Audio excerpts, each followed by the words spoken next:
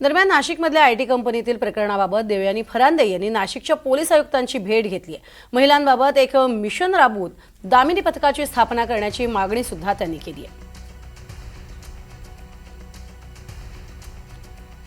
एका चांगल्या मोठ्या नावाजलेल्या कंपनीमध्ये आणि त्याच्यामध्ये धर्मांतरण करून घेणं, गोमांस खायला घालणं आणि नमाज पडायला लावणं, त्यांना रोजे ठेवायला लावणं, ह्या ज्या गोष्टी आत्तापर्यंत आम्ही कायम म्हणत होतो। केरळा फाईल्स हा पिक्चर जेव्हा प्रदर्शित झाला तेव्हा अनेक लोकांनी त्याच्यावरती नाकं मुरडली आणि त्याच्यावरती प्रश्नचिन्ह देखील उपस्थित केले होते।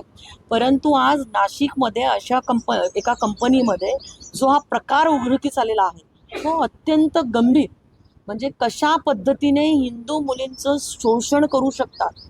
म्हणजे लग्न झालेला मुसलमान आहे, त्याला 2 मुली आहेत आणि तरी देखील आमच्या हिंदूच्या मुलींवरती तो बलात्कार करतो हरामखोर, त्या मुलीला फसवतो आणि गरिबांच्या मुली नोकरी टिकवण्यासाठी कुठंतरी अशा पद्धतीने पीडित होत आहे आणि त्याच्यावरती पोलिसांनी केलेली कारवाई, पोलीस आता पुढचा तपास करत आहे।